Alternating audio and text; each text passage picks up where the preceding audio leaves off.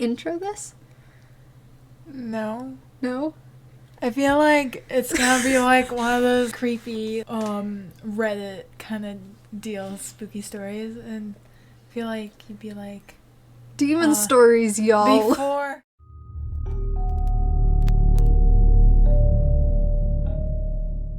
So you guys wanted to hear about the demons in my basement, so here we go, here you are. So this story began back in 2016. I was at Emma and Cyclar's camp, and I was with Winter as well, and we were all just kind of vibing, we were walking around, and we just kind of felt off. There was nothing specific that happened here, but we were walking through the forest, and we almost felt as if someone was watching us, or we were seeing shadows moving that weren't supposed to be there. But beyond that, there wasn't really much. We didn't think much of it. We just continued on, picked some blueberries or something, and yeah. But then about 2 weeks later, this is all throughout the summertime, so we didn't have school or anything. I was at Brooke's house with her sister and Winter again, and we all decided to go to the park by their house. So we went to the park, and before we had gotten to the park, we were out in a field, and we stopped out in the field and we could see the park from here, but we had stopped because I needed to tie my shoe. Now, as I was tying my shoe, I looked at the park, and I saw this shadow of a man standing on the park, and he looked really tall, and I had no clue what the hell he was or why he was there, but I saw him. He was weird. And so I finished tying my shoe, and Winter and Brooke's sister had gone off, and I kind of pulled Brooke aside and I said, "Hey, did you see that guy on the park?" And Brooke was kind of like, "What guy?" There were 2 kids who were playing on there, 2 young boys, and I'm like, "No, it wasn't young boys, it was this weird man shadow thing." And she was like, "Nope, didn't see that." And I was like, "Okay." And then we just carried on. We played at the park, nothing else weird really happened. A little further in the summer, I had Emma and Brooke over at my house, and Winter's there again. For those of you who don't know, Winter's my sister, so I spent a lot of time with her during the summer because she's my sister. And it's a really hot day. It was a really hot day in the summer. So we had decided to play in the basement because there was no electricity in our neighborhood. So if we had air conditioning at the time, which I can't remember if we did, it wasn't working. And in our basement, we have this like toy kitchen that toddlers would play with, but we've always found it really fun, so we never got rid of it. And it was just a stupid thing we would play with. Still do, actually. We still have it in the basement. Why? I don't know. It's fun. I don't know, shut up. So we had been down there for a couple minutes. It really wasn't long. And all of a sudden, the phone in the house started to ring. Now, we do have a home phone, which I don't know if a lot of people still have, but we do. And we did. And I was wondering, hey, maybe it's my mom calling to check in on us, because she was at work since it's summer. And so I went upstairs, because in the basement, we only have this old purple phone that's kind of a dial phone, so you can't see what numbers are calling. So I went upstairs to see what number it was, and the phones upstairs weren't ringing. It was only the phone in the basement that was ringing, so I headed back downstairs quickly, and I was like, "Y'all, phones ain't ringing up there." So Emma was like, "Okay, cool," and she answered the phone. I don't know why, but she did. And when she answered the phone, there was no one on the other end, but she could hear whispering almost. And through this phone, whoever this person whispering was, said 3 words to us. Well, to her. Doom, death, and daughter.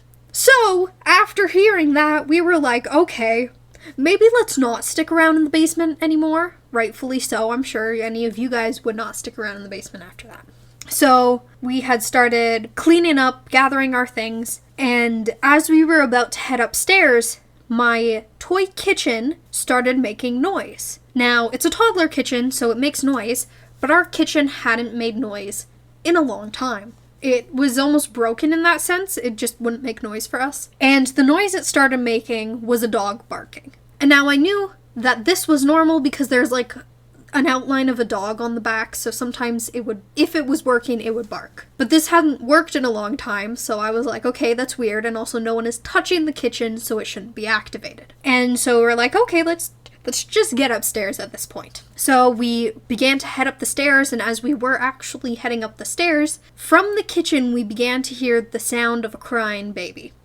The kitchen's not supposed to make that noise, but it did, so that's great. So we ran upstairs after that, completely scared, and decided, you know what, it's too hot in the house, we're not sticking in the basement, so let's go outside. So I was like, okay, I'll grab the key, that way we can lock up the house. and Brooke and Winter already went outside, and Emma was waiting for me. Before I continue, I want to explain, to get into my backyard, you have to pass through the wall of my house and a hedge that we have. And on the wall of the house, there's a big window that you can see into the living room through. And the living room can therefore see into this little lane into the backyard. I grabbed the key and I met Emma outside of our front door. And before we were going through this little lane, Emma said, "Hey, wait, look in the window." So I did. And there in the window was a man made of shadows who looked to have a top hat on and glowing red eyes. So very clearly, we were freaked out and decided to crouch down and kind of run beneath the window, so hopefully whatever this thing was couldn't see us. And when we had gotten into the backyard, we saw Winter and Brooke, and we were like, "Hey guys, come behind this tree that's in the far corner of my backyard. Come here, we need to tell you something." We explained to them what we had seen,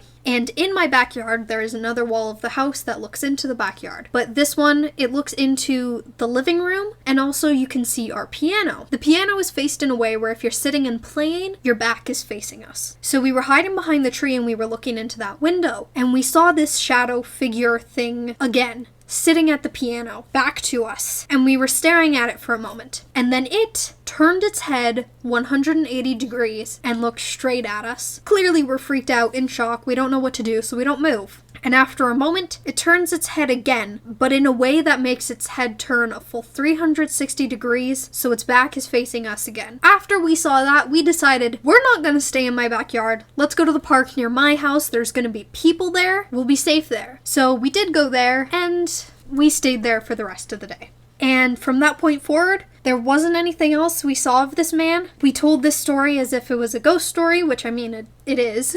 And we would just use it to freak people out, just have some fun. Now, the next part of the story takes place 2 years later when Candy and I were getting really close. Now, Candy, you're really into ghost stuff. Yeah. And I have ghost stories, and they have ghost stories, so I had them over one day. I think it was like September, October, so like, you know, it's getting into that spooky season. And we were in my basement and we were telling ghost stories. So I explained to them the story that I just told you guys. And then Candy told me their story of when they were a kid and when you saw shadow people. Oh, like around my bed and that. Yes. Yeah. So as a kid, I'd have like a lot of night terrors, and a lot of my house is definitely haunted. And so when I go to sleep, I'd wake up randomly in the middle of the night because nightmares and stuff. And the one night, well, this happened on multiple occurrences, but there was like 3 tall, like shadowy figures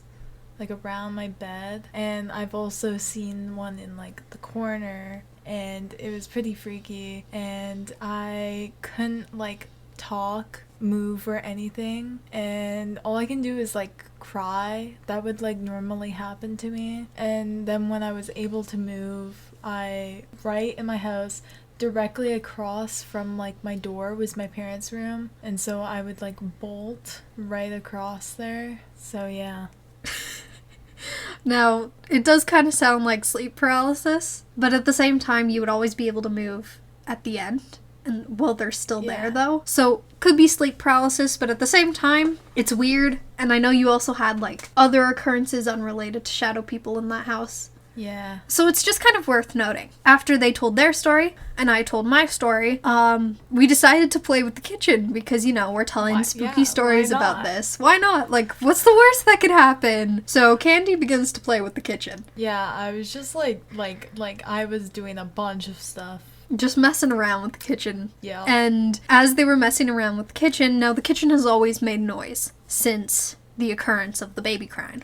So it was making the normal noises with like pots boiling and all that. But as they were doing that, there was a dog barking noise, and I'm like, hey, that's the noise, that's the thing. And then I was explaining, and yeah, the dog barking is normal. And then I showed them why. So the kitchen is placed up against our wall, and the outline of the dog is on the back of the kitchen, so I moved the kitchen out a bit and was showing them the little dog thing, and I was like, this is why it barks, this is why the kitchen does that. And as we were looking at this, from the front of the kitchen, we heard what sounded like either a young girl or a teenage girl humming. Yeah. So immediately we both step away from the kitchen and we're both kind of just like, what the hell? Yeah, there's like no like teenage girl on like the kitchen. Exactly. So it shouldn't make that noise. And it didn't even sound like it was directly coming from the kitchen. It just kind of sounded like it was coming from behind us because we were facing like the wall practically. So we backed up and we're like, haha, that's weird. No thank you.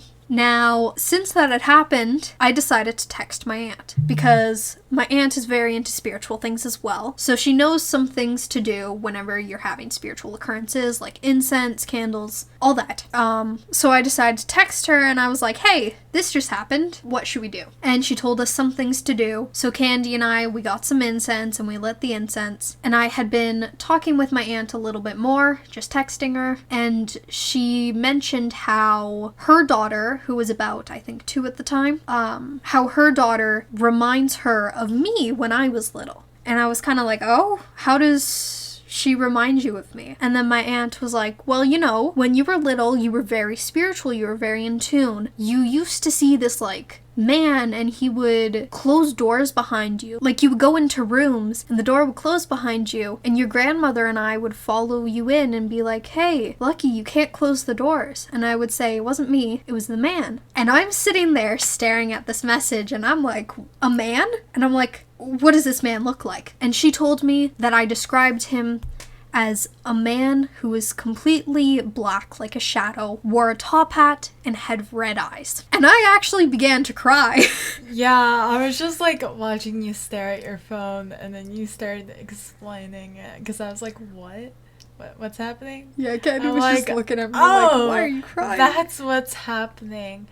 That's interesting. Yeah, so we had found that out, and I never knew that, and I began to ask my mom about this as well, and my mom was like, yeah, you used to walk around the house and almost trip, and you would catch yourself. And my mom would ask, like, are you okay? Did you trip? And I'd say, no, the man tripped me, or no, the man pushed me. And there was even an occurrence where I told my aunt or my mom, I can't remember which, that the man tried to push me down the stairs once, so that's fun. Yeah, so I found out that this shadow man is what we called him, the shadow man, has been connected to me since I was like 2 or 3. Why? I don't know. Who is he? I don't know, but he was there. He seemed to reside in my basement because of this kitchen, and now it was a ghost story that we would tell, and I would always add and I used to see him as a kid because, you know, it added that extra thing. And at the time, we had kind of assumed that was the end of it. But then the next thing that had happened is we had 2 separate occurrences, but at the same time and also together. Now that sounds really complicated, but explaining it, it'll be more reasonable. So I had walked into my room one night, and it was dark outside already, school night, I just wanted to go to bed. And when I had walked into my room, I just felt really, like, a really bad energy. So I turned on my light because I don't think it was on at the time. I turned on my salt rock lamp because I heard that was good. And then I closed my blinds as well because looking outside into the darkness was really freaking me out. And then I decided to text Candy and I was like, yo, I feel weird.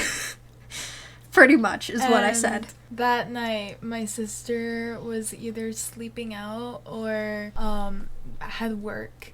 And so we shared a room. And so I felt weird as well. And so I was going to text Lucky as well because I felt weird. And then I pretty sure I had said I had saw something in the corner of my room. I'm not sure. Or I know it's always in the corner of my room I feel something from.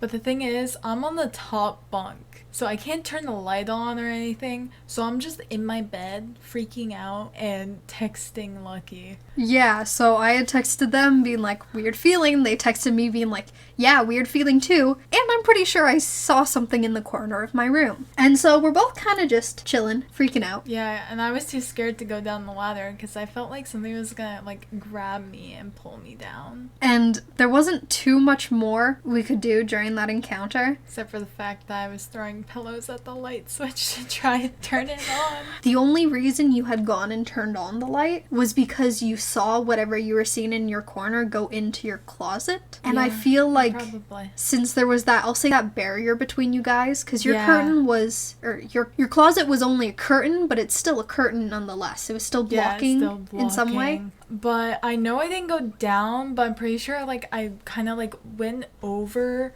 my bunk and, like, had a pillow to extend my reach and was, like, kind of hitting the light with it. But yeah, eventually you got it, and I think it settled after that. Yeah. But it was really weird. We got it at the same time, and after I had, like, I slept with my light on that night too, and I was feeling better, but still definitely feeling weird nonetheless. And after that, there wasn't really much. We would both get bad feelings like that, sometimes maybe see something, but nothing distinct. I would get headaches, and sometimes when I would get these headaches, I would close my eyes, and as soon as I closed my eyes, I would see the image of a man from the shoulders up who was wearing a top hat, and it was just a shadow when I would get these headaches sometimes. And Candy would sometimes see the curtain of their closet moving. Yeah. Windows are closed, no draft or anything. So it was kind of weird. And Candy was definitely having it worse during that time, just having really bad feelings in your house. Yeah. Seeing little things. So you decided to do something about it. Yeah, so Well, I there's had this mirror right next to, like,